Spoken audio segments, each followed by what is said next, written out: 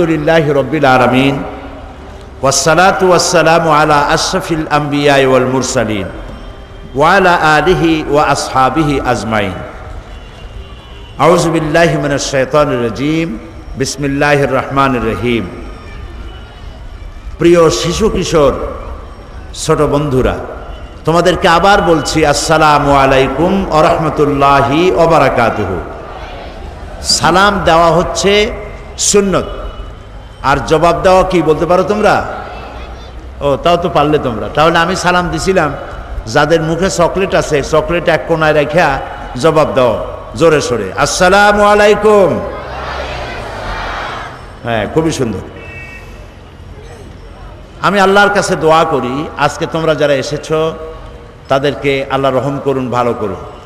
আমি প্রথমেই বলতে চাই যে আমাদের একজন স্রষ্টা আছে। সেই স্রষ্টার নাম কি তোমরা কি বলতে পারো? সবাই বলবে, এদিকে আমার দিকে লক্ষ্য করবা, আমি কি বলছি সেদিকে লক্ষ্য করো, পারস্পরিক কথা বলো না তোমরা। আমাদেরকে একজন সৃষ্টি, এক মহাসত্তা আমাদেরকে সৃষ্টি করেছেন। তিনি কে? সবাই বলো, আল্লাহ। তিনি কোথায় থাকেন?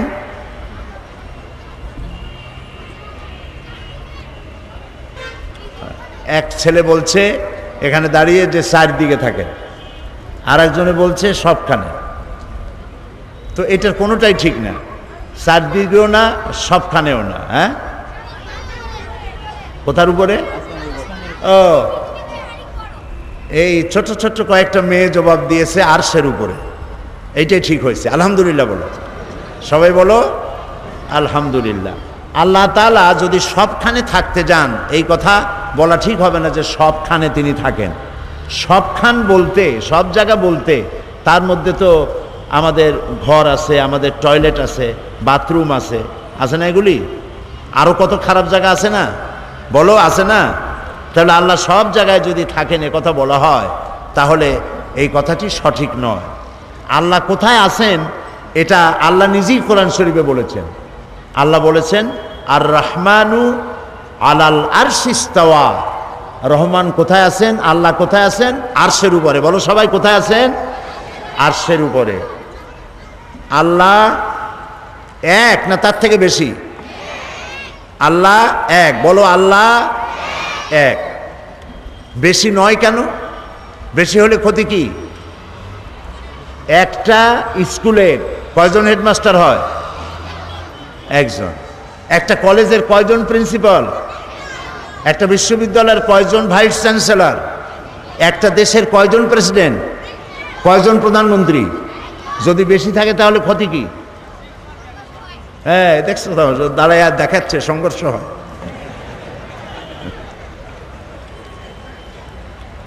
মারামারি হবেই। একজন প্রধানমন্ত্রী কবে যে আজকে আমি এই জিনিসটা পাশ করলাম, আর একজন প্রধানমন্ত্রী বললো এটা আমি উড়াই দিলাম।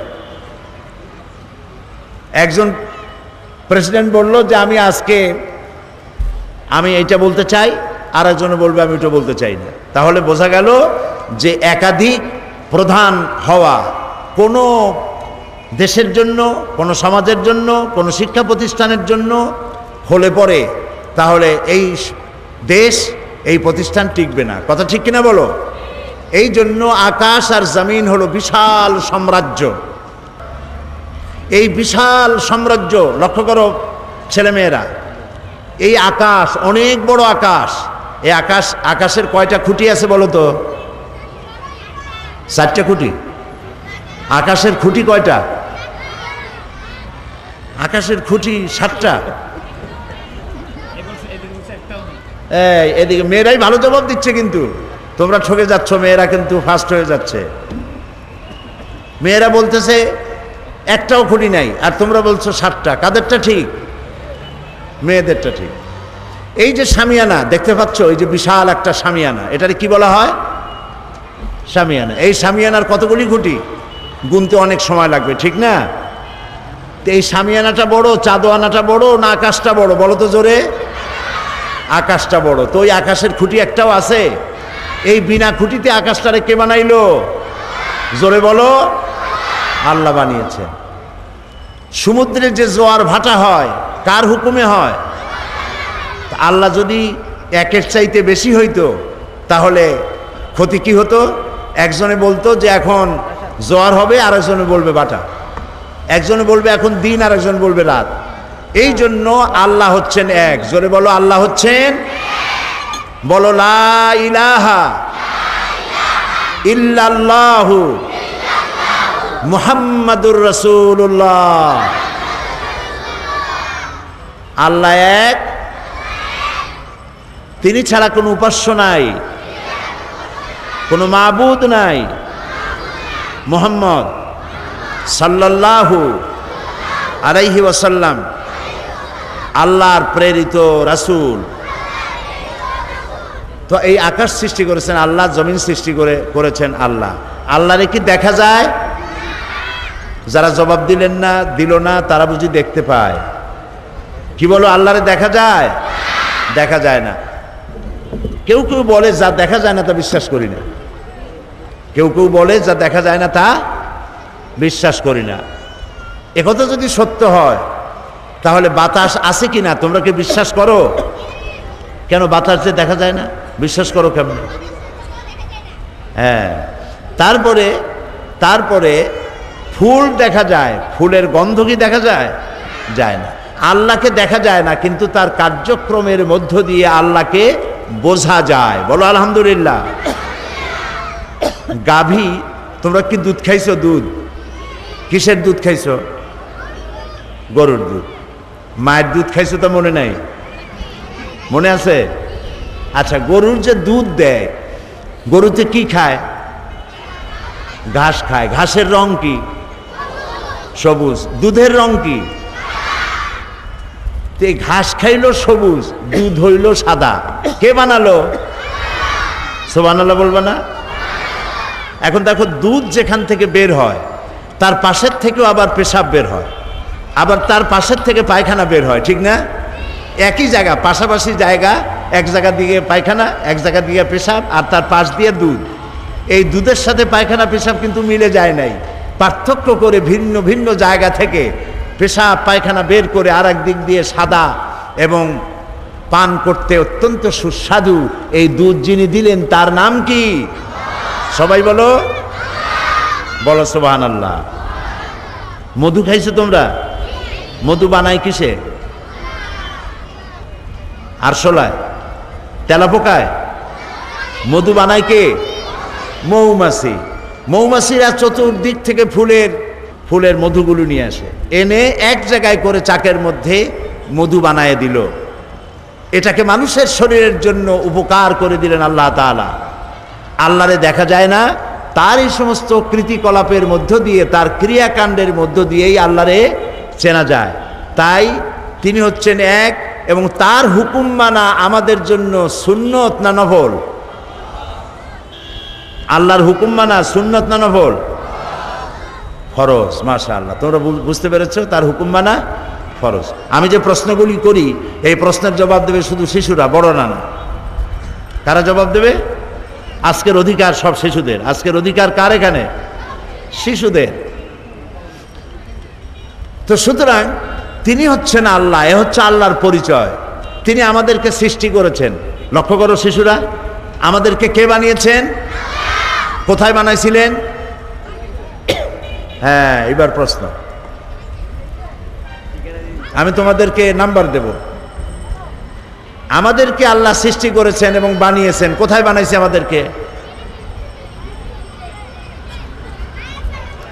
হ্যাঁ, তুমি দাঁড়াও দাঁড়াও দাঁড়াও। তোমার নাম কি? মোহাম্মদ আব্দুর রহমান। এই নাম হাদিসে বলা হয়েছে দুটি নাম শ্রেষ্ঠ নাম, আব্দুল্লাহ আর আব্দুর রহমান। শ্রেষ্ঠ নামের একজন আব্দুর রহমান। এই প্রশ্নের সঠিক জবাব দিয়েছে যে আল্লাহ তাআলা আমাদের বানাইছেন মায়ের পেটে। আলহামদুলিল্লাহ বলো। আমাদেরকে কোথায় বানানো হয়েছে? মায়ের পেটে। বসো।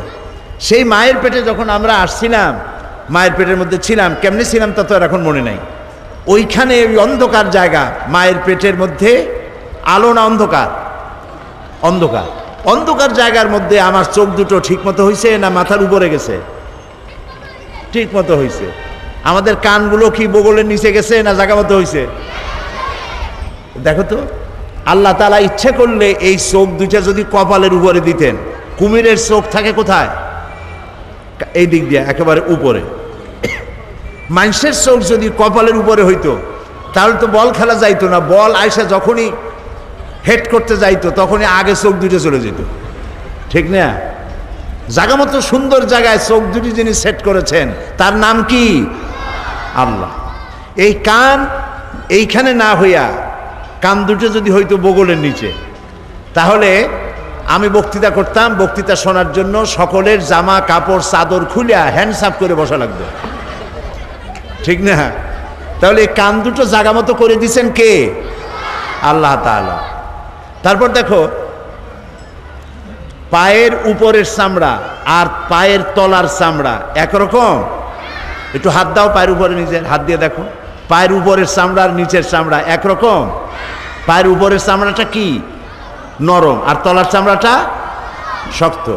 উপরের চামড়াটা যদি আল্লাহ পায়ের তলায় দিতেন তাহলে এইখান থেকে লালদিঘি ময়দান পর্যন্ত হাঁটে যাওয়া সম্ভব ছিল?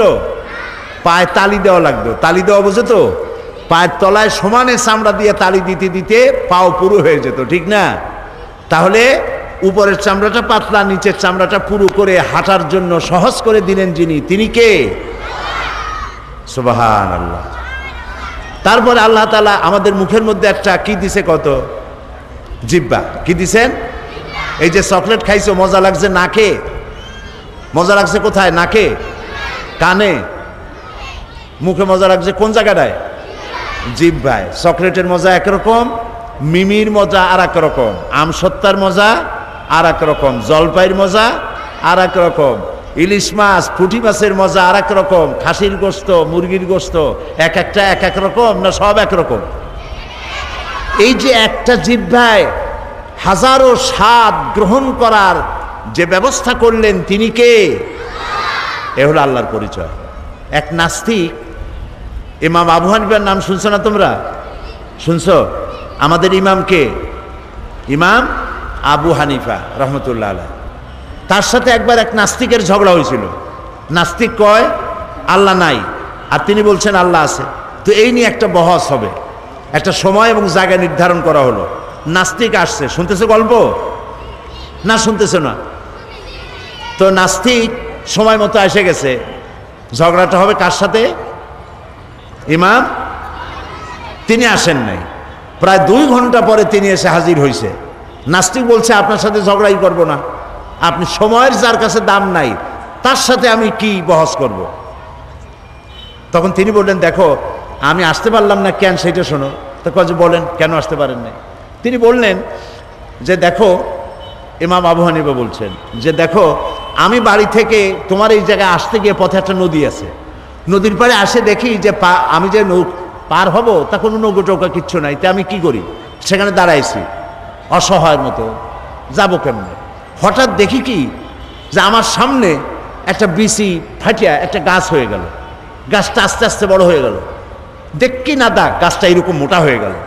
কই থেকে একটা করাত এসে নিচে কষাকষি করলো, গাছটা পড়ে গেল, ফটাফট তক্তা বেরিয়ে গেল, চটাচট লোহা লাগলো, আর একটা নৌকা হয়ে পড়ে গেল নদীর মধ্যে। আমি তাই পাড়ি দিয়ে তাড়াতাড়ি আসলাম।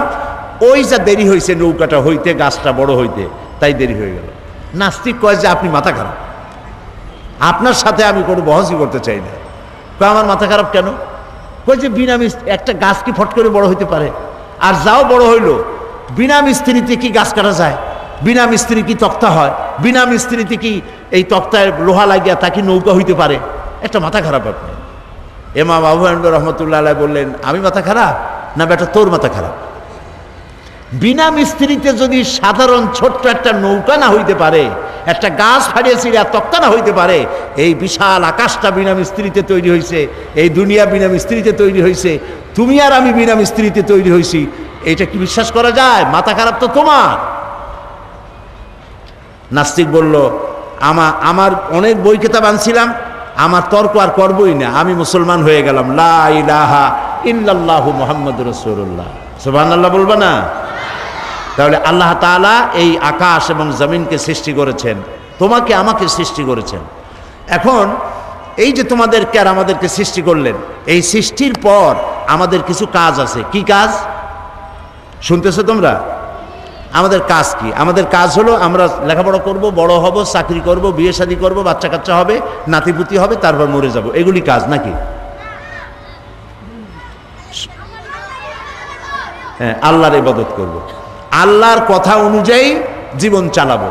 চাকরি বাকরি তো করবই, লেখাপড়া তো করবই, কিন্তু সবটা করব আল্লাহর কথা মতো। কার কথা মতো?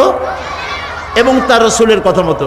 একটা আদর্শ না হলে আমরা চলতে পারবো না। আমরা কিভাবে চললে আল্লাহ খুশি হবে, সেই জন্য আল্লাহ তাআলা নবী বানাইছেন। নবী বানাইছেন কেন? আমাদের আদর্শ হওয়ার জন্য। বলো তো কি জন্য? তিনি বলেছেন, লাকাদ কানা লাকুম ফি রাসূলিল্লাহি উসওয়াতুন হাসানা।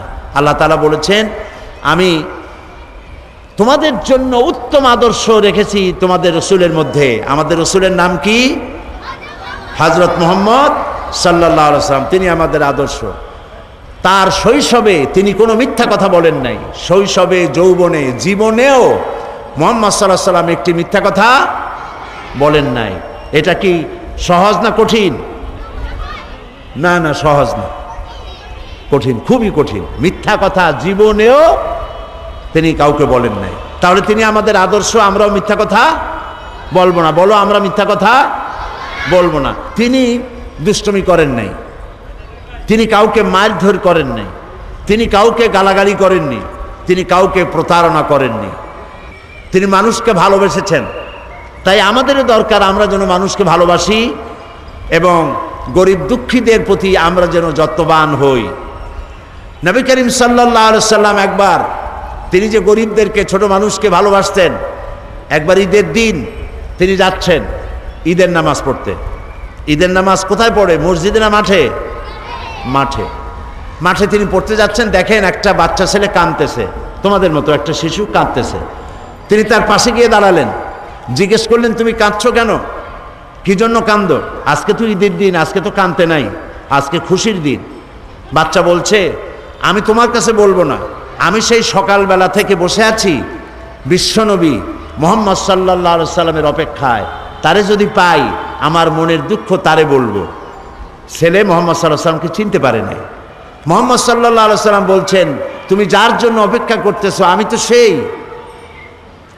তিনি বসলেন, মাটিতে বসে পড়লেন, বাচ্চাটারে কোলে নিলেন, বললেন, বলো তো তোমার কি দুঃখ? বাচ্চাটি বলছে, ইয়া রাসূলুল্লাহ, আমি এর থেকেও যখন ছোট ছিলাম সেই সময় আমার বাবা মারা গেল। আমার মা তখন কিছুদিন পরে আর একটা পুরুষকে বিবাহ করলো। সেই পুরুষটা আমারে দেখতে পারে না, আমারে মারে, আমার খাওয়া চোখে দেখতে পারে না, আমার একটু ভালো সে পছন্দ করে না। আমার মা আমারে কোলে নেবে, চুমা খাবে, তা তার সহ্য হয় না। সব সময় আমার মায়েরে মারে আর আমারে ধমক দেয়। আমার মা রাত্রে আমাকে বলল যে তোমার সুখ শান্তি তো হলো না দুনিয়ায়, বাপ চলে গেছে, বাপ মরে গেছে, তুমি তো এতিম হয়ে গেছো। তো এতিমের দুঃখ এতিম ছাড়া কেউ বুঝবে না, সেজন্য তুমি যাও মুহাম্মদ সাল্লাল্লাহু আলাইহি সাল্লামের কাছে তোমার দুঃখ বলো। ইয়া রাসূলুল্লাহ, আমি অসহায়, আমার কেউ নাই, আমি সেই জন্য আমার মনের দুঃখ আপনারে বললাম। নবী করিম সাল্লাল্লাহু আলাইহি সাল্লাম শিশুটিকে বুকের সাথে জড়ায় ধরলেন এবং ঈদের দিকে না আগায়া বাড়ি ফিরে গেলেন। হযরত আয়েশাকে ডেকে বললেন, আয়েশা রাদিয়াল্লাহু তাআলা আনহাকে বললেন, আয়েশা, আজকে ঈদের দিন, তোমাকে আল্লাহ তাআলা একটি উপহার দিয়েছেন, এই উপহারটি তুমি নাও। রাসূল ওই শিশুর দিক তাকায় বললেন, হে এতিম শিশু, মুহাম্মদ সাল্লাল্লাহু আলাইহি সাল্লাম যদি তোমার পিতা হন আর হযরত আয়েশা যদি তোমার মা হন, তাহলে তুমি সুখী হবে? ছেলেটি ডুকরে কেঁদে উঠল আর বলল, হে রাসূল, মুহাম্মদ সাল্লাল্লাহু আলাইহি সাল্লাম যদি আমার পিতা হন আর হযরত আয়েশা যদি আমার মা হন, তাহলে আমার মতো সৌভাগ্য পৃথিবী আর কার আছে? নবী করিম সাল্লাল্লাহু আলাইহি সাল্লাম শিশুদেরকে, বাচ্চাদেরকে এভাবে ভালোবাসতেন, এতিমদেরকে যত্ন করতেন, স্নেহ করতেন। এই জন্য আল্লাহ সব সৃষ্টি করেছেন আর মুহাম্মদ সাল্লাল্লাহু আলাইহি সাল্লামকে আমাদের জন্য আদর্শ বানিয়েছেন, আমরা যেন তার অনুসরণ করি। তাহলে রাসূলের অনুসরণ করতে গেলে আজকের থেকে শিশুরা শপথ নাও, আমরা মিথ্যা কথা আর বলবো না। বলো, আমরা মিথ্যা কথা, বলো সবাই, মিথ্যা কথা আর বলবো না, দুষ্টামি করব না, মানুষকে কষ্ট দেব না, কারো বড়ই গাছের বড়ই চুরি করে খাবো না। না খাইবা? বড়ই, আম, অন্যের গাছের এগুলো ঢিলা মাইরা মাইরা এগুলো খাইবে নাকি? না। দুষ্টুমি কমায় দিয়া মানুষের প্রতি ভালোবাসা। তোমার ক্লাসে যারা পড়াশোনা করে তাদের যদি বই খাতা না থাকে আর তোমার মা বাবার যদি পয়সা থাকে তাদেরকে সাহায্য করবে। কারো যদি অসুখ হয় তাহলে সেখানে চিকিৎসা করার জন্য মা বাপকে বলে সাহায্য করবে। এটাই হলো আমাদের কাজ। তাহলে আমি বললাম আল্লাহর পরিচয় বললাম, রসুলের পরিচয় বললাম, এরপরে বলতে চাই ইসলামের পরিচয়। ইসলাম কি? আমাদের ধর্মের নাম কি? বলো সবাই, ইসলাম। ইসলামের পরিচয় কি? ইসলামের 5টা খুঁটি আছে। যেমন এই শামিয়ানার কতগুলি খুঁটি আছে, খুঁটি যদি একটাও না থাকে তাহলে কি হবে কত? হ্যাঁ, পড়ে যাবে, তাই না? সবগুলি পড়ে যাবে। তাহলে খুঁটি দরকার আছে নাকি? একটা তাবু টানাতে কয়টা খুঁটি লাগে? তাবু না, 5টা খুঁটি লাগে। একটা তাবু টানাইতে 5টা খুঁটি লাগে। এখন 5টা খুঁটির একটা যদি কম হয় তাহলে তাবিটা কি সঠিকভাবে টানানো যাবে? হয় কোনা পড়ে যাবে, না হয় মাঝখানটা পড়ে যাবে, ঠিক না? তো ইসলামের জন্য আল্লাহ তাআলা 5টা খুঁটি বানাইছেন। ইসলামের খুঁটি কয়টা? 5টা। কি কি বলো তো?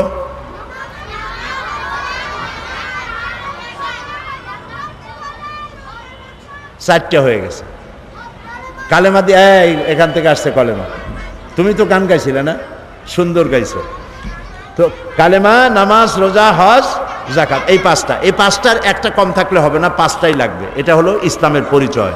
এই 5টি স্তম্ভ ইসলামের। ইসলাম হলো একটি আদর্শের নাম, যে আদর্শ অনুযায়ী আমাদের চলতে হবে এবং সেই আদর্শ অনুযায়ী কিভাবে চলতে হবে তাই কোরআন শরীফে বলা আছে। এটার নাম কি? বলো, এটার নাম কি? এই কোরআন শরীফে যা লেখা আছে কথাগুলি কার? সবাই বলো। এতে কোনো সন্দেহ আছে? বলো সুবহানাল্লাহ। এতে কোনো সন্দেহ নাই যে সবগুলি কথা আল্লাহ।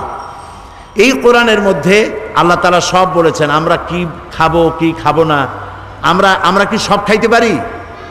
বলো, সব খাইতে পারি? আমরা গরু খাইতে পারি কিন্তু আর একটা পশু খাইতে পারি না। ওইটার নাম কি? ও, তাও তো তোমরা জানো। গরু, ছাগল, মুরগি খাওয়া যাবে, শুয়োর খাওয়া যাবে না। কে হারাম করেছে? কোন জায়গায় বলেছে? কোরআন শরীফে বলেছে। আল্লাহ তাআলা পানি, দুধ, মিষ্টি, মধু সব লিকুইড খাওয়া জায়েজ করেছেন এগুলি, কিন্তু মদ এবং শরাব এগুলি খাওয়া নিষেধ করেছেন। কোথায় আছে? কোরআন শরীফে আছে। কাজে আমাদের মুখ আছে বলে জম্মের সাবান চাবাইতে পারবো না, যা খুশি তাই খাইতে পারবো না, যা খুশি তাই বলতে পারবো না, যা খুশি তাই করতে পারবো না। তাহলে আমাদের কাজ, কথা, খাওয়া দাওয়া, চলা ফেরা, ওঠা বসা সব কন্ট্রোল করে কে? কোরআন।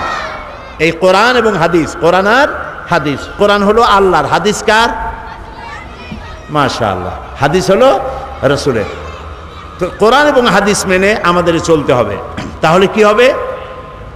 একটা আমাদের জন্য একটা পরকাল আছে। একটা কি কাল আছে বলো? কাল কয়টা?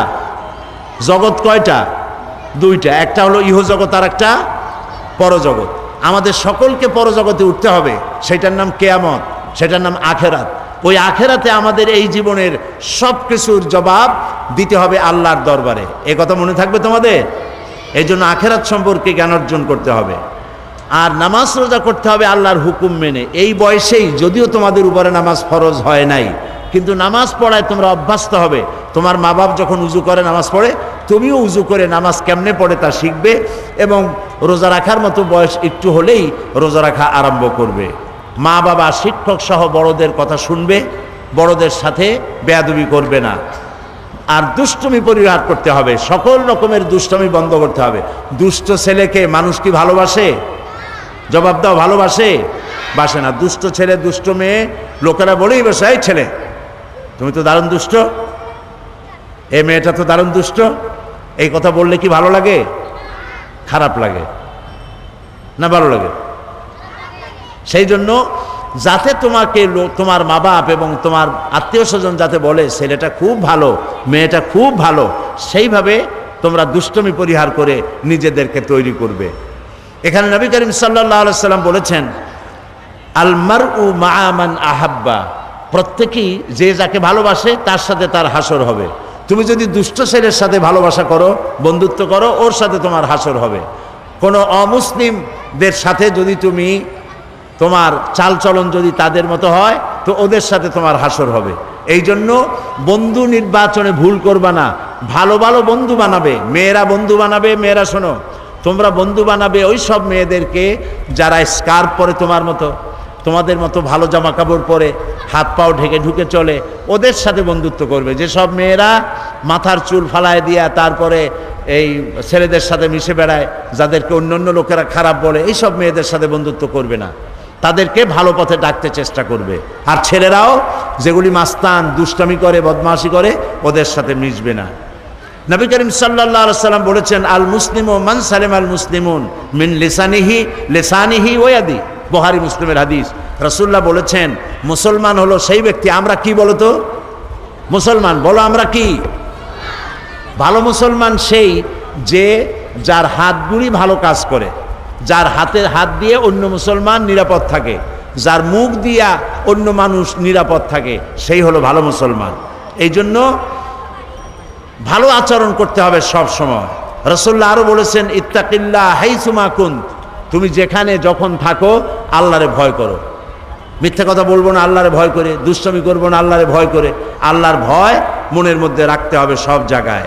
আর বলতে আর রাসূলুল্লাহ বলেছেন, আফশুস সালাম তাদখুলুল জান্নাতা বিসসালাম। রাসূলুল্লাহ বলেছেন, মানুষকে সালাম দাও, মুসলমানদেরকে একজন আরেকজনের সাথে সালাম দাও। তোমরা কি সালাম বলো? বলো। মেয়েরা মেয়েদেরকে সালাম দিবে, ছেলেরা ছেলেদেরকে সালাম দিবে, পরস্পর পরস্পরকে সালাম দিবে। সালাম বলবে কি বলে? আসসালাম বলো, আসসালামু আলাইকুম ওয়া রাহমাতুল্লাহ। প্রত্যেক শব্দে 10 করে নাকি, প্রত্যেক শব্দে কয়টা নাকি? 10টা করে নাকি। কে দেবেন? আল্লাহ তাআলা দিবেন। দেখো ইসলামের কায়দাটা দেখো, ইসলাম কিন্তু সব থেকে ভালো। সব থেকে ভালো কোনটা? ইসলাম। অন্য ধর্মে কি বলে? অন্য ধর্মে একজনের সাথে আরেকজনের সাথে যদি দেখা হয় তাহলে বলে কি? গুড মর্নিং, গুড নাইট, তারপরে বলে শুভ সন্ধ্যা, শুভ সকাল। এটার সাথে কিন্তু বাস্তবতার মিল নাই। মনে করো রাতের বেলায় খুব তুফান শুরু হয়েছে। তুফান বোঝো তো কি? ঝড়।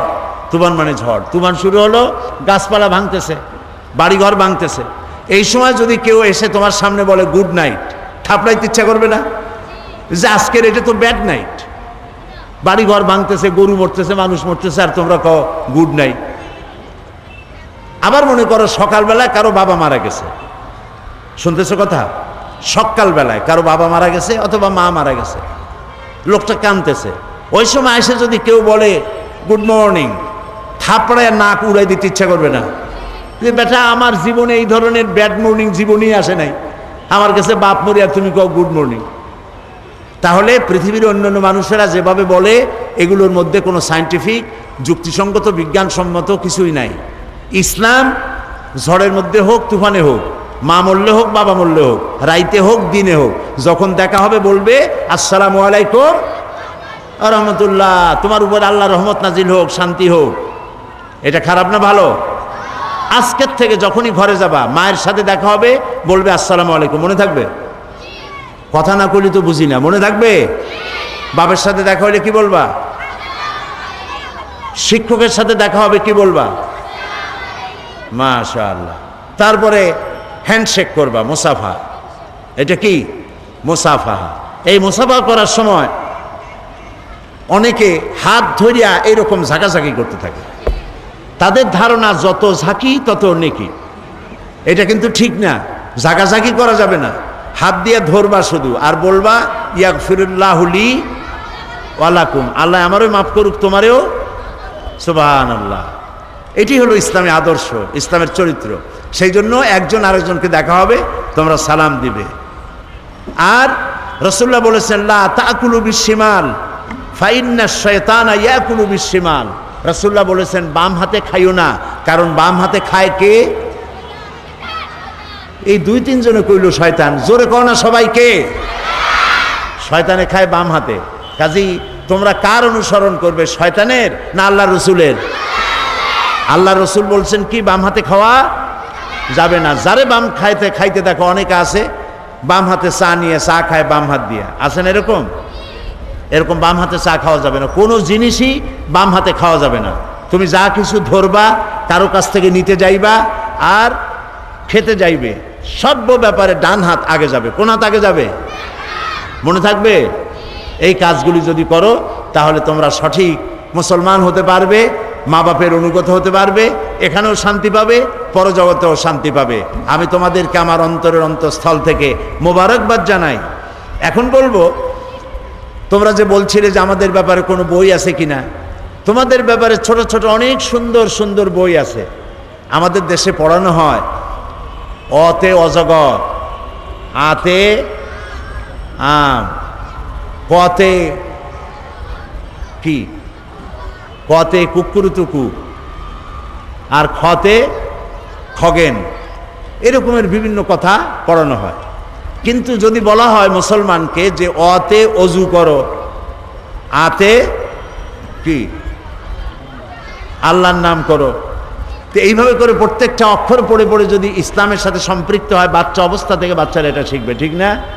সেই জন্য বাংলাদেশের একজন নাম করা কবি আসাদ বিন হাফিজ, একজন নাম করা ছড়াকার, তার লেখা অনেকগুলি বই আছে। এই বইগুলি প্রীতি প্রকাশন, এই বইগুলি ঢাকা থেকে এসেছে। যেমন সব তোমাদের জন্য মজার মজার ছড়া লেখা। একটি বই আছে আলোর পথে এসো, নতুন পৃথিবীর স্বপ্ন, আল্লাহ মহান, কারবলা কাহিনী, হরফ নিয়ে ছড়া। এই যেমন আছে অতে উজু করে পড়তে যাও, অভাবীকে অন্ন দাও, আতে আলেম ছড়ান দিনের আলো, আল্লাহ তাদের বাসেন ভালো। কি বলেন? খুব সুন্দর না? যাওয়ার সময় তোমরা এই ছোট ছোট বইগুলি ওইখান থেকে কিনে নিয়ে যেও, তাহলে ইসলাম সম্পর্কে তোমরা জানতে পারবে। কবি আসাদ বিন হাফিজের লেখা এরকম অনেক ছড়ার বই আছে, মজার মজার ছড়া। বাচ্চারা ছড়া খুব পছন্দ করে, তাই না? তা তোমরা ওখান থেকে যাওয়ার সময়, তোমরা যখন যাবে বইয়ের দোকানগুলি সব খোলা আছে, ওখান থেকে ছোট্ট ছোট্ট মজার মজার ছড়ার বইগুলি কিনে নিয়ে যাবে। ওখান থেকে বইগুলি কিনে এগুলি পড়বে, মুখস্থ করবে। আর ক্যাসেটে অনেকে গান শোনে, গান শোনার অভ্যাস অনেকের আছে। ওই সব গান শোনা উচিত যে সব গান আত্মার খোরাক যোগায়। এজন্য সাইমুম শিল্পী গোষ্ঠীর শিশুদের জন্য ছোট্ট ছোট্ট গান আছে, সেই গানগুলি তোমরা নিবে, নিজেদের জীবনকে সুন্দর করতে পারবে। তোমরা অনেক প্রশ্ন লিখে পাঠিয়েছ জবাব পাওয়ার জন্য। যতটা সম্ভব আমি তোমাদেরকে তোমাদের লিখিত প্রশ্নের জবাব দেব ইনশাআল্লাহ। এক ছোট্ট মেয়ে প্রশ্ন করেছে, নাম সাবরিনা সুলতানা। তার প্রশ্ন হলো, ইসরায়েলি শিশু মারলে জাতিসংঘ ও বিশ্ব নেতৃবৃন্দ যেভাবে নিন্দা প্রতিবাদ জানায়, ফিলিস্তিনি শিশু মারলে সেইরূপ প্রতিবাদ জানায় না কেন? অথচ আমরা বইতে পড়েছি জাতিসংঘ নিরপেক্ষ। এই প্রশ্ন যে করেছে তাকে কে বলবে শিশু? সে তো প্রশ্ন করেছে জ্ঞানী ব্যক্তিদের মতো। এই প্রশ্নটি যে করেছে, মর্নিং শোজ দ্য ডে, সকালবেলাই প্রমাণ করে যে দিনটা কেমন যাবে। কাজে এই ছেলেটির জন্য আমরা দোয়া করি, এই সুন্দর প্রশ্ন করার জন্য। আল্লাহ তাকে অনেক বড় জ্ঞানী বানায় দিন, মেয়েটিকে। তো প্রশ্ন করছে, ইসরায়েলি শিশু মারলে জাতিসংঘ বিশ্ব নেতৃবৃন্দ যেভাবে নিন্দা জানায়, ইসরায়েলি শিশু মারলে নিন্দা জানায় না কেন? এর কারণ হলো, ইসরায়েলি শিশুরা হচ্ছে ইহুদি আর প্যালেস্টাইনি শিশুরা হচ্ছে মুসলমান। তোমরা এটা বোধহয় জানো যে আমেরিকা একটা লিস্ট করেছে পৃথিবীতে সন্ত্রাসী রাষ্ট্র কোনগুলি, এর উপর একটা লিস্ট তৈরি করেছে। সেই লিস্টের মধ্যে ইরাকের নাম আছে, পাকিস্তানের নাম আছে, ইরানের নাম আছে, ইরিত্রিয়া আছে, সোমালিয়া আছে, সুদান আছে। কিন্তু যে রাষ্ট্রটি তৈরি হয়েছে সন্ত্রাসের মধ্য দিয়ে, সেই ইহুদি রাষ্ট্রের নাম, ইসরায়েলি রাষ্ট্রের নাম আমেরিকার সন্ত্রাসী লিস্টে নাই। এটা হলো একদেশদর্শী হওয়া। জাতিসংঘ যে ভূমিকা পালন করা উচিত ছিল পৃথিবীর সকল মানুষের জন্য নিরপেক্ষ ভূমিকা, সেই নিরপেক্ষ ভূমিকা পালন করতে সে ব্যর্থ হয়েছে। কারণ জাতিসংঘ হয়েছে এখন আমেরিকার হাতের পুতুল। হাতের পুতুল নিজে নাচে না কেউ নাচায়? বলো তো তোমরা, শিশুরা জবাব দাও।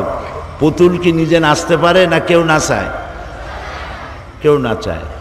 তো এটা একটি পুতুল জাতিসংঘ আজ একে নাচাচ্ছে কেউ। কাজেই তোমরা বুঝতেই পারছো যে আমেরিকার হাতের পুতুল হলো জাতিসংঘ। এই জাতিসংঘ আজকে তার নিরপেক্ষতা হারিয়ে ফেলেছে। সেই জন্য একজন মুসলমান মারা গেলে তাদের কিছু আসা যায় না, কিন্তু মুসলমান ছাড়া অন্য জাতি মরলে তাহলে তাদের খুব লাগে। মোহাম্মদ রফিকুল ইসলাম, তার প্রশ্ন, সাইদি সাহেব আপনি কি ছোটবেলায় আমাদের মতো দুষ্টামি করতেন? মাদ্রাসা পলায়ন করতেন? স্কুল পলায়ন করতেন? আমি চাই আপনার মতো সাইদি মুফাসসির হতে। কিভাবে হব একটু দয়া করে বলবেন কি? ছোটদের প্রশ্ন যেমন হওয়া উচিত।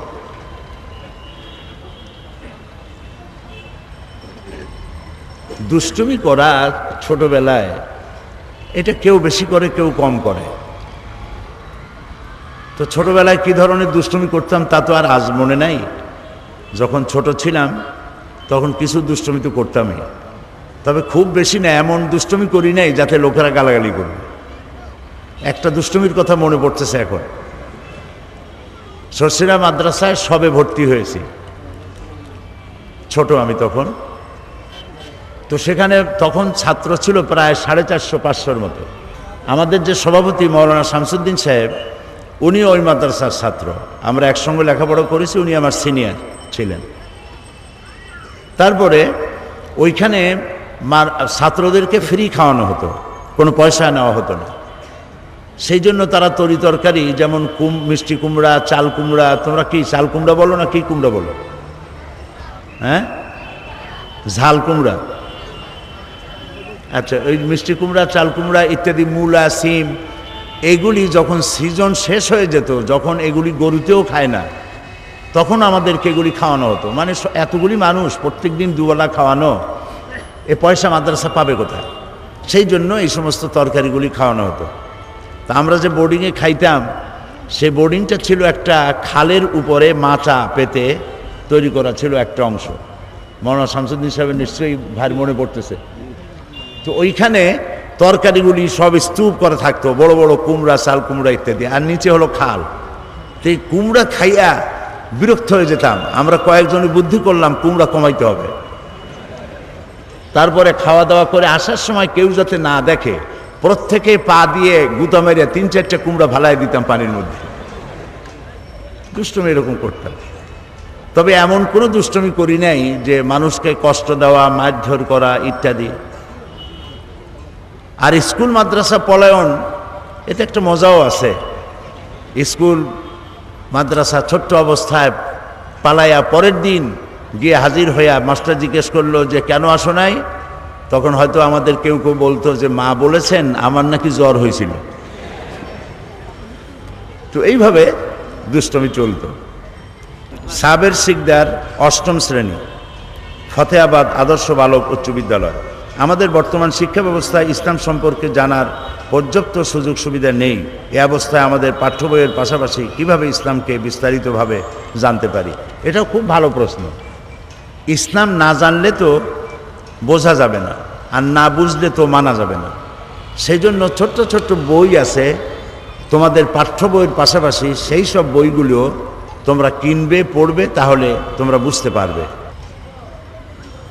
জান্নাতুল ফেরদাউস প্রশ্ন করেছে, মা বাবার কথা না শুনলে আল্লাহ কি করবেন? মা বাবার কথা ছোট্ট অবস্থায় থেকে মানার অভ্যাস করা দরকার। তবে ছোট্ট অবস্থার অপরাধগুলি আল্লাহ ধরবেন না। যখন তোমরা একটু বড় হবে, তখন যদি কোনো অন্যায় করো, মা বাবার সাথে বেয়াদবি করো, সেটা ধর্তব্য হবে। তবে ছোটবেলা থেকেই মা বাপের অনুগত হওয়া প্রয়োজন, তাদের বাধ্যগত হওয়া প্রয়োজন। মা বাপ হলো সন্তানের সবথেকে বেশি কল্যাণকামী। আল্লাহর পরই সবথেকে কল্যাণকামী সন্তানদের জন্য, বাচ্চাদের জন্য কে বলতে পারো? বলো তো। মা বাপ।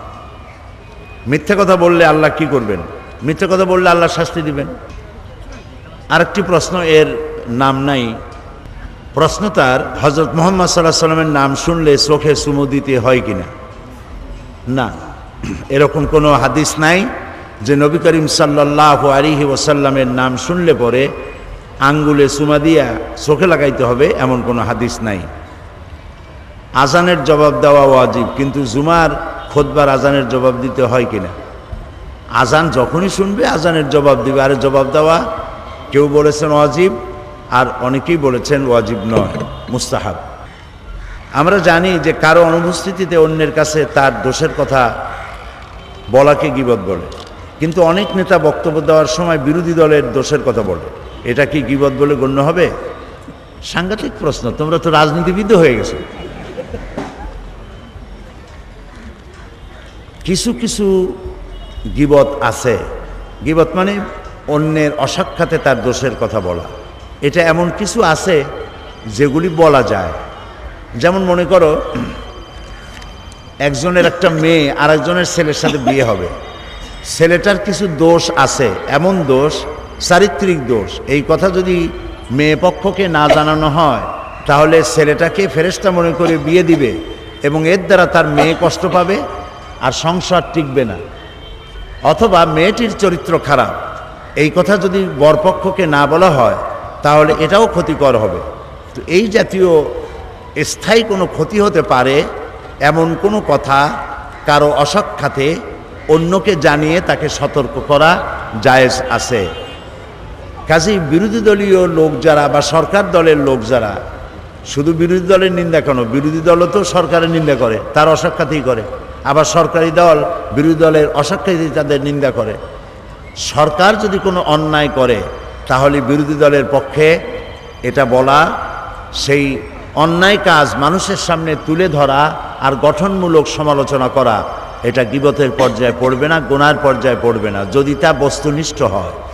আর বিরোধী দলের যে সমস্ত খারাপ কাজ আছে সেই খারাপ কাজগুলি বলে মানুষকে তাদের থেকে সতর্ক করার জন্য বস্তুনিষ্ঠ সত্য কথা বলা যায়, কিন্তু মিথ্যা অতিরঞ্জিত করে কোনো কথা বলা জায়েজ নেই। আশা করি বুঝতে পেরেছ। নাম নাই এমন একজন প্রশ্ন করেছে, আচ্ছা ভাইয়া, সিরাতুন নবী ও মিলাদুন নবীর মধ্যে পার্থক্য কি? খুবই সচেতন আজকালকার ছেলেমেয়েরা। সিরাতুন নবী মিলাদুন নবী পার্থক্য অনেক বড়। সিরাতুন নবী হচ্ছে নবীর চরিত্র, নবীর মিশন, আর মিলাদুন নবী হচ্ছে জন্ম বৃত্তান্ত। নবী করিম সাল্লাল্লাহু আলাইহি সাল্লামের জন্ম কেমনে হয়েছিল, কার দুধ খেয়েছিলেন, কোথায় প্রতিপালিত হয়েছিলেন, এগুলি হচ্ছে এই তার জন্ম বৃত্তান্ত, দাদাকে নানাকে এগুলি জানা। তো এগুলি আমাদের জানা দরকার। নবী করিম সাল্লাল্লাহু আলাইহি সাল্লাম কীভাবে পৃথিবীতে এসেছেন, তার বাপের নাম কি, তার মায়ের নাম কি, তারপরে তিনি কোথায় জন্মগ্রহণ করেছেন, কার দুধ খেয়ে বড় হয়েছেন, কে তাকে দোলনায় নিয়ে দোল দিত, এ সমস্ত কথা জানা দরকার। কিন্তু এর থেকে 100% বেশি জানা দরকার নবী করিম সাল্লাল্লাহু আলাইহি সাল্লামের মিশন কি ছিল, তিনি কেন পৃথিবীতে এসেছিলেন, তার দায়িত্ব কি ছিল, তিনি কি করেছেন, তিনি কেমনে কথা বলতেন, তিনি কেমনে রাষ্ট্র চালাতেন, তার যৌবনকাল, তার বার্ধক্য, তার রাষ্ট্র শাসন, তার সেনাপতির দায়িত্ব পালনকালীন সময় কি অবস্থা ছিল ইত্যাদি জানা মিলাদুন নবীর চাইতেও অনেক গুরুত্ব। মিলাদুন নবীও আমরা জানবো, সিরাতুন নবীও আমাদের জানতে হবে। সেই জন্য দুটোর মধ্যে অনেক পার্থক্য আছে, আমাদের জানতে হবে, বেশি জানতে হবে সিরাতুন নবী। বেশি জানতে হবে কোনটা? সিরাতুন নবী। পড়া মনে রাখার জন্য কোন দোয়া আমল করব? পড়া মনে রাখার জন্য তোমরা পড়বে রব্বি জিদনি ইলমা। বলো তো সবাই, রব্বি জিদনি ইলমা। সব শিশু কিশোরেরা, ছেলেমেয়েরা সবাই পড়ো, রব্বি জিদনি ইলমা, রব্বি জিদনি ইলমা। মনে থাকবে? মনে যদি না থাকে তোমার আম্মার কাছে, আব্বার কাছে, তাদের কাছ থেকে জিজ্ঞেস করে নিও। শিশু অবস্থায় এ হলো নাবিদ সুবহানি। তার প্রশ্ন হলো, শিশু অবস্থায় মৃত্যু হলে সে কি জান্নাতে যাবে? সে তো কোনো পাপই করে নাই, সুতরাং আল্লাহ তাআলা তার ব্যাপারে জান্নাতের ফয়সালাই করবেন ইনশাআল্লাহ।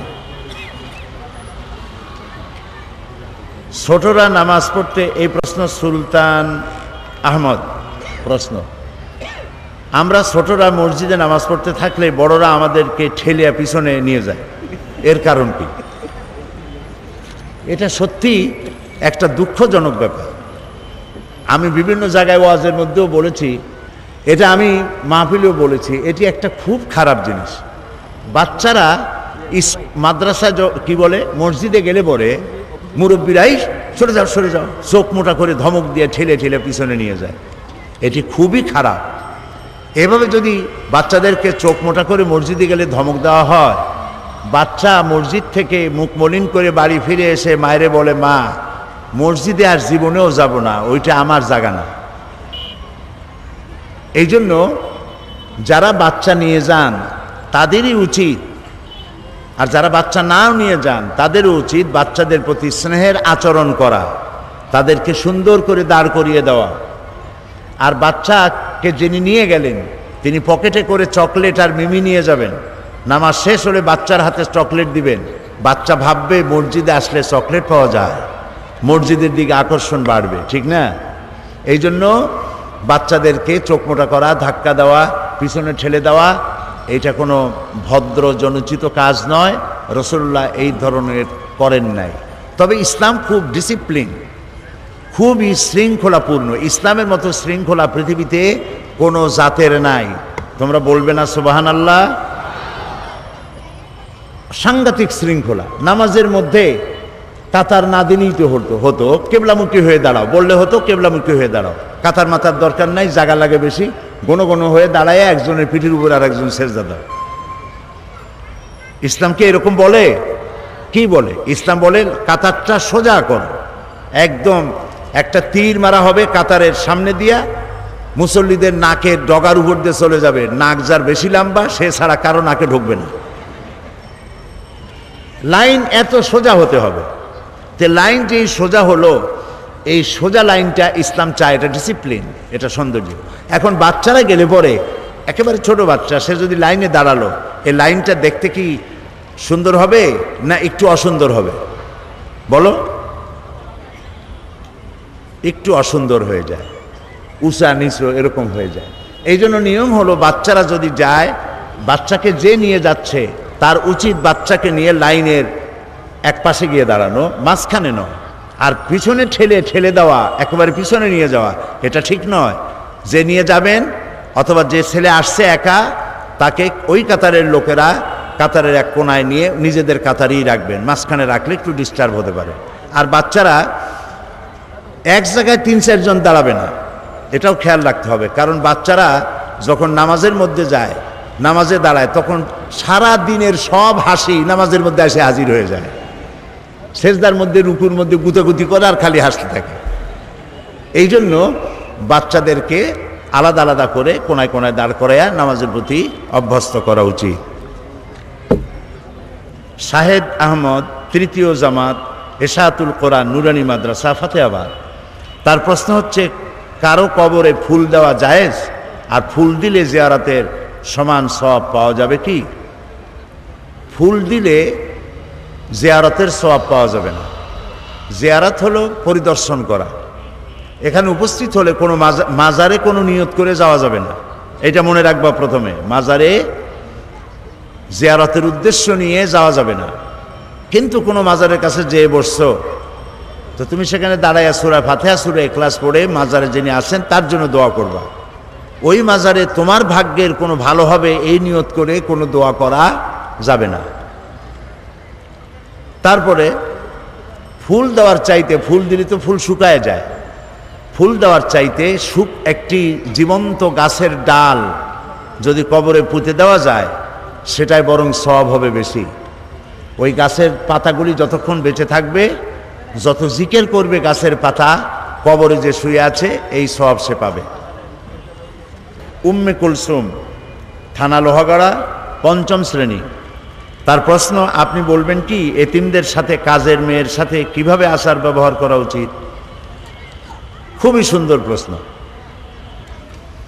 কাজের মেয়েদের সাথে, কাজের ছেলেদের সাথে আমাদের বাড়ির সমূহে গৃহকর্তা, গৃহকর্ত্রী এবং ছেলেমেয়েরা ভালো ব্যবহার প্রায় করে না, খারাপ ব্যবহার করে। ভালো ব্যবহার করা উচিত। একথা মনে করা দরকার, আজকে তোমার বাড়িতে যে মেয়েটি থালা বাটি মাজে, জামা কাপড় ধুয়ে দেয়, এমনও তো হতে পারতো তুমিও, তোমার মা বাপ থাকতো না, তুমিও কারো বাড়িতে গিয়ে কারো থালা বাটি মাজতে। এটা কি অসম্ভব না আল্লাহর কাছে সম্ভব? বলো তোমরা, সম্ভব। সেই জন্য মনে করতে হবে যে এটা আমার ছোট ভাই বা ছোট বোন, এই মনে করে তাদেরকে যত্ন করতে হবে। তোমরা যেমন টিভির মধ্যে কার্টুন দেখো, ওরা তখন কাজ করে, কার্টুন ছবি দেখতেছো, অথবা টিভির মধ্যে ন্যাশনাল জিওগ্রাফি বন্য প্রাণীর ছবি টবি দেখতেছো, তখন তোমার কাজের মেয়েটি সেও দেখতে চায়। তাকে ধমক না দিয়ে তাকেও কিছু সময় দেখানো উচিত এসব ভালো ভালো দৃশ্য। তোমরা যখন যা ভালো খাও তাদেরকে, তার থেকে ওরা খুব কষ্ট করে, তাদেরকেও খাইতে দেওয়া উচিত। তাদেরকে, তোমরা যেমন ভালো জামা কাপড় পরো, তোমাদের পক্ষে যদ্দূর সম্ভব তাদেরকেও তেমন ছোট ছোট কাপড় চোপড় ভালো দেখে দেওয়া উচিত। এই জন্য ভালো আচরণ করতে আল্লাহ শিখিয়েছেন, আল্লাহ রসুল শিখিয়েছেন। কাজের ছেলে মেয়ে এবং এতিম বাচ্চাদের প্রতি যত্ন করতে হবে।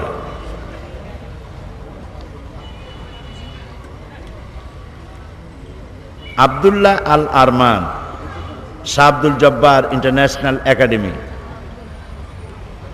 এই ছাত্রটি, এই শিশুটি প্রশ্ন করেছে, শুনেছি জীব জন্তুর ছবি আঁকলে গুনাহ হয়, কিন্তু আমাদের যে স্কুলে ড্রয়িং পরীক্ষাতে ছবি আঁকতে হয়, এর পরিণতি একটু বলবেন কি?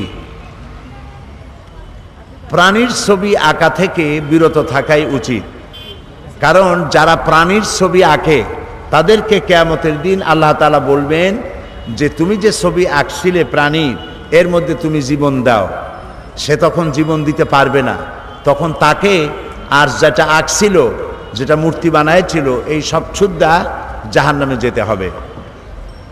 তো তুমি যে ছবি আঁকতেছো, ছবির মধ্যে কি প্রাণ দিতে পারবে? মনে হয় পারবে। জবাব দিলে না যে। মনে করো একটা বিড়ালের ছবি এঁকেছো, একটা ছাগলের ছবি এঁকেছো, এর মধ্যে কি তুমি প্রাণ দিতে পারবে? কখনোই পারবে না। সেই জন্য এইসব ছবি না এঁকে বরং ছবি আঁকা উচিত চাঁদের, সূর্যের, ফুলের, গাছের, নদীর, সবুজ ক্ষেতের, এই সমস্ত প্রাকৃতিক দৃশ্যগুলির ছবি আঁকাই সুন্দর। তবে তোমরা এগুলি যদি চেষ্টা করো তাহলে এতে তোমরা কামিয়াব হতে পারবে। আমিনুল্লাহ, মায়ের নাম ফাতেমা বেগম, শাহনাজ আক্তার লিপি। শাহনাজ আক্তার লিপির প্রশ্ন, সে চট্টগ্রাম মেডিকেল কলেজ হাসপাতালের কেন্দ্রীয় মসজিদ কলোনিতে থাকে, তাও লিখেছে আমানুল্লাহ। সে প্রশ্ন করেছে, সাদ্দামকে ফাঁসি দেওয়া হচ্ছে কিন্তু কেউ রুখে দাঁড়াচ্ছে না, এর কারণ কি? সাদ্দামের ব্যাপারে অনেক প্রশ্ন এসেছে। সাদ্দামের ব্যাপারটা আমি প্রথম দিন এখানে আলোচনা করেছি। আমি এখানে বলেছি যে এখন তো মুসলিম রাষ্ট্রপ্রধানদের কথা বলা উচিত, তাদের বলা উচিত ছিল যে, কেন বলতেছে না ওইটা আমি জানি না, বা জানলেও বলার দরকার নেই। এখানে মুসলিম রাষ্ট্রপ্রধানরা বলতে পারতেন যে, তুমি বুশেরে বলতে পারতেন যে তুমি এইখানে মারণাস্ত্র তালাশ করতে আসছিলা, তা তো তুমি পাও নাই। বুশ যা তালাশ করতে আসছিল তা কি পেয়েছে? বলো ছেলে মেয়েরা, তা কি পেয়েছে? মারণাস্ত্রগুলি পায় নাই। এমনকি শেষ পর্যন্ত এই সাদ্দামরে ধরিয়া সাদ্দামের মাথার চুলগুলি তালাশ করে দেখছে যে চুলের মধ্যেও আছে নাকি মারণাস্ত্র। মুখের মধ্যে টর্চ মারছে যে এর মধ্যে আছে নাকি। তো এটা যখন পাওয়া গেল না, কাজে এখন তুমি আমাদের মাফ করো, আল্লাহর রাস্তায় বিদায় হও। তো আল্লাহ তাআলা একজন আছেন, দুনিয়ার কেউ যদি রুখে না দাঁড়ায় তো আল্লাহ তাআলা মজলুমের পক্ষে থাকেন। এখন ইরাকিরা হলো মজলুম, অত্যাচারিত, আর আল্লাহ থাকেন অত্যাচারিতদের বিপক্ষে, মজলুমদের পক্ষে থাকেন। কাজে এই কাজটি যারা করছে, ইতিহাস অপেক্ষা করতে থাকুক, ইতিহাস কিভাবে চিত্রিত হয়। যারা এই কাজ করতেছে তারাও এর জবাব পাবে। নাজনীন সুলতানা শিমু, সপ্তম শ্রেণী, তার প্রশ্ন, আমরা যখন কোনো কাজে ভুল করি তখন বড়রা আমাদের শাসন করেন, কিন্তু বড়রা যখন ভুল করে তখন আমরা বলতে গেলে বলে যে আমরা অসভ্য। এমত অবস্থায় আমরা কি করতে পারি? কিছুই করতে পারবে না। তোমরা যদি কোনো অন্যায় করো, ভুল করো, তাহলে মা বাপ তোমাদেরকে শাসন করবে, এটাই স্বাভাবিক। আর বড়রা যদি ভুল করে তাহলে তোমরা তো তাদেরকে শাসন করতে পারবে না, তবে ভুলটা বলতে পারো যে মা অথবা আব্বা, আপনি যে কথাটা বললেন, এই কাজটা করলেন, এই কাজটা কি করা ঠিক হয়েছে? আমার তো মনে হয় ঠিক হয় নাই। এইভাবে বলা যায়, আদবের সাথে বলতে হবে। তুমি ভুল করেছো এইভাবে না বলে একটু আদবের সাথে তাদেরকে বলতে হবে যে এই কাজটা তো আমার কাছে মনে হয়েছে যেটা ঠিক হয় নাই। এরকম করে আদবের সাথে বলা ঠিক হবে। রকিব হাসান প্রশ্ন করেছে, নোয়াখালী থেকে আসছে, সাইদি সাহেব আপনি কি কোনোদিন ক্রিকেট খেলেননি? ক্রিকেট খেলা তো দূরের কথা, আমি তো ক্রিকেট খেলা বুঝিও না, খালি ওই 4 বুঝি আর 6 বুঝি যেটা দেখায়, এছাড়া আমি কিছু বুঝি না। এবং যত খেলা আছে, কেন যেন ক্রিকেট খেলা আমার কাছে পছন্দ হয় না। ফুটবল খেলা একরকম ভালো লাগে, 2-4টে লাথি খাইলেই সে গোলে চলে যায়, বেশি সময় বসে থাকা লাগে না। আর ক্রিকেট খেলার জন্য সারাদিন বসে থাকা লাগে, এক মহা সমস্যা। হিটলারের নাম শুনছো তোমরা? ওর একটা গল্প আমার মনে পড়ল। হিটলার একবার জার্মান থেকে কলন অথবা বন, ফ্রাঙ্কফুর্ট কোথাও যাচ্ছিলেন। যাওয়ার সময় তিনি দেখতে পেলেন যে মাঠে কারা খেলতেছে আর চতুর্দিকে অনেক লোক দাঁড়ানো। তিনি দেখে চলে গেলেন। সন্ধ্যাবেলায় তিনি যখন ওই পথে ফিরেছেন তখন দেখেন সেই মাঠ ভরা লোক। প্রশ্ন করলেন, এরা কি তারা যাদেরকে সকালবেলা দেখে গেছিলাম? বলে হ্যাঁ। এটা কি খেলা? তো বলল যে ক্রিকেট খেলা। হিটলার অর্ডার করলো তার পরের দিন যে আমার দেশে ক্রিকেট খেলা চলবে না, কারণ এই খেলা দেখতে গিয়ে মানুষের লেখাপড়া নষ্ট হয়, চাকরি বাকরির ক্ষতি হয়, ব্যবসা বাণিজ্যের ক্ষতি হয়।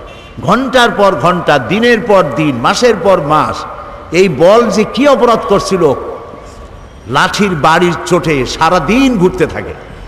কাজে এই খেলা আমার দেশে চলবে না।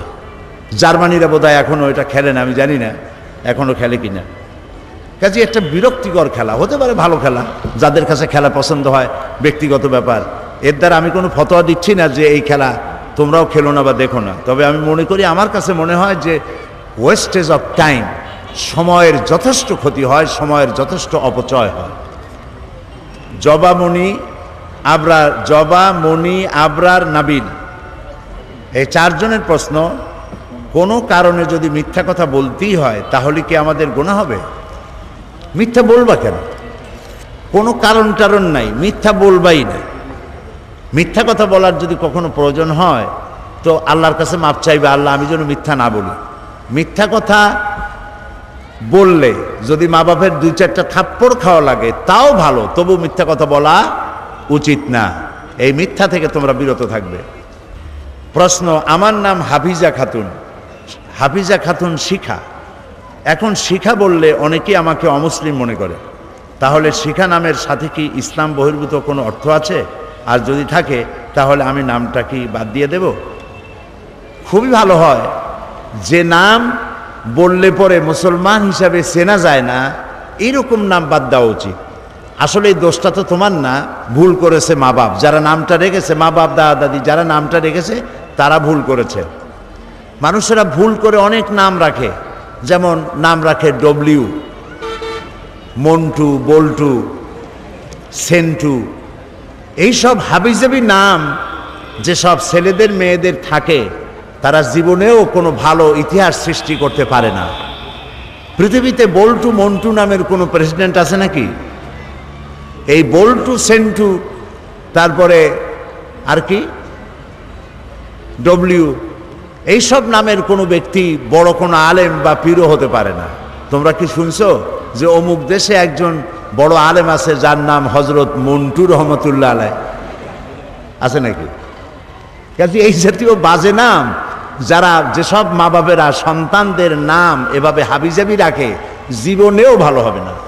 নাম যেমন মন্টুরা, সেন্টুরা, ডবলুরা তৈরি হয় মাস্তান এবং হাইজাক্কার হওয়ার জন্য, অবশ্যই খারাপ হবে, ভালো হইতে পারবে না। এই জন্য ভালো নাম রাখা উচিত, মা বাপেরই উচিত এটা। আর যে নামে ডাকলে পরে মুসলমান বলে চেনা যায় না, এরকম নাম তো রাখাই উচিত না। তোমার নাম কত সুন্দর হাফিজা, এর সাথে শিখা রাখার দরকার নাই। তোমার মা বাপকে বলো এই নামটিকে, শিখা শব্দটি বাদ দিয়ে দিতে, তোমাকে অন্য কোনো নামে ডাকুক, হাফিজা বলেই ডাকুক। আর নাম 2-3টা হওয়া ভালো না, নাম একটা হয় ভালো। এটিএম শফিকুল মাওলা, শোভন, ওই একই রকমের বাংলা নাম এসে গেছে। বাংলা নাম ইংরেজি নাম রাখা ঠিক না, নাম সব আরবি হওয়া উচিত, অর্থবহ আরবি। আরবি হইলেই হবে না, অর্থবহ আরবি হইতে হবে। আমি অনেক বছর আগে এখানে এক বক্তৃতায় বলেছিলাম, বাংলাদেশের এক জেলায় গেলাম, সকালবেলায় আমাকে নাস্তা দিবে, তো বাড়িওয়ালা ডাকতেছে তুকাজ্জেবান, তাড়াতাড়ি করে চা নিয়ে আসো হুজুরের জন্য। তা আমি বললাম তুকাজ্জেবান কি? কয় তুকাজ্জেবান আমার মেয়ের নাম। তো মেয়ের নাম তুকাজ্জেবান রাখছেন কেন? কয় যে আল্লাহ তো এটারে খুব পছন্দ করে, সূরা আর রহমানে অন্তত 33 বার আল্লাহ নাম নিছেন, আমি খুশি হইয়া ওই নাম রাখছি। দেখো কি উল্টাপাল্টা নাম রাখলো। কেউ তার সন্তানের নাম রাখে জামাল মিয়া, অথবা সন্তানের নাম রাখে তরিক মিয়া। তো কুয়েতে এরকম এক পাসপোর্টধারী উপস্থিত হয়েছে, বাংলাদেশ থেকে গেছে, তার বাপের নাম জামাল মিয়া আর তার নাম হলো তরিক মিয়া। এখন পুলিশেরা খুব হাসাহাসি করতেছে, লোকেরা জিজ্ঞেস করছে যে আপনারা হাসতেছেন কেন? কয় যে নাম পড়ে হাসতেছি। কয় কারণ কি? কয় কারণ হলো বাপের নাম হলো জামাল মিয়া, জামাল মিয়া অর্থ হলো 100 উট, আর তরিক মিয়া এ শব্দের অর্থ হলো 100 রাস্তা। ওর বাপের নাম 100 উট আর ওর নাম 100 রাস্তা। সেই জন্য নাম রাখতে গিয়ে মা বাপকে শুধু আরবি রাখলেই হবে না, কোনো ভালো আলেমের কাছে জিজ্ঞাসা করে নিতে হবে যে এই নামটার অর্থ কী, অর্থ সহকারে অর্থবহ নাম রাখা উচিত। আবরার, নাবিল, শাইখ, তাদের প্রশ্ন, ফজরের নামাজ যদি কোনো কারণে কাজা হয়ে যায় তাহলে ইহা পড়ার সঠিক সময় কখন? ফজরের নামাজ কাজা যখন হইল তোমার, তুমি যখনই ঘুমের থেকে উঠছো আর টের পাইছো যে বেলা উঠে গেছে, তখনই তোমরা ফজরের নামাজটা আদায় করে নেবে। আজকে পর্যন্তই থাক, আবার তোমাদের সামনে কথা বলা যাবে। এখন তোমাদেরকে নিয়ে দোয়া করছি, আল্লাহুম্মা আমিন। ربنا ظلمنا أنفسنا وإن لم تغفر لنا وترحمنا لنكونن من الخاسرين। আয় আল্লাহ তাআলা, ছোট ছোট কচি মাসুম বেগুনা বাচ্চাদের নিয়ে, ছোট ছোট ছেলে মেয়েদেরকে নিয়ে তোমার দরবারে হাত তুলেছি, যারা জীবনে কখনো গুনাহ করে নাই, যারা মাসুম বেগুনা ফুলের মতো পবিত্র। আল্লাহ তাআলা, তুমি দয়া করে আমাদের জীবনের গুনাহ খাতা মাফ করে দাও। আমাদের মা বাপ মুরব্বী যারা কবরে শুয়ে আছে তাদেরকে ক্ষমা করে দাও। আল্লাহ তাআলা, ছোট ছোট বাচ্চারা যারা আজকে এখানে এসেছে, আল্লাহ তাআলা এই বাচ্চাগুলিকে তুমি বড় বড় শিক্ষিত বানায় দাও, বড় বড় আলেম বানাও, আলেমে রাব্বানি হাক্কানি বানাও। এদের জীবনকে তুমি ফুলের মতো পবিত্র সারা জীবন রাখার তৌফিক দিয়ে দাও। এদের মধ্য থেকে এই দেশকে পরিচালনা করার জন্য যোগ্যতা সম্পন্ন প্রেসিডেন্ট, প্রধানমন্ত্রী, মন্ত্রী, এমপি, যোগ্যতা সম্পন্ন নেতা এখান থেকে তুমি তৈরি করে দাও। এরা যেন নকল ছাড়া প্রত্যেক পরীক্ষায় পাস করতে পারে, এরকমের ব্রেন তাদেরকে দান করো। আল্লাহ তাআলা, দুষ্টমি থেকে তারা বিরত থাকতে পারে তৌফিক দাও। আল্লাহ তাআলা, সব শিশু কিশোরদেরকে আল্লাহ তাআলা এমন বানাও, মা বাবার জন্য জান্নাতে যায়, শিশুরাও যেন জান্নাতে যায়, এক জায়গায় থাকতে পারে তৌফিক তুমি দিয়ে দাও। রব্বানা তাকাব্বাল মিন্না ইন্নাকা আনতাস সামিউল আলিম ওয়া তুব আলাইনা ইন্নাকা আনতাত তাওয়াবুর রহিম। সুবহান রাব্বিকা রাব্বিল ইজ্জাতি আম্মা ইয়াসিফুন ওয়া সালামুন আলাল মুরসালিন আলহামদুলিল্লাহি রাব্বিল আলামিন। ওয়াজআল আখিরা কালামিনা ইনদাল মাউত লা ইলাহা ইল্লাল্লাহু মুহাম্মাদুর রাসূলুল্লাহ।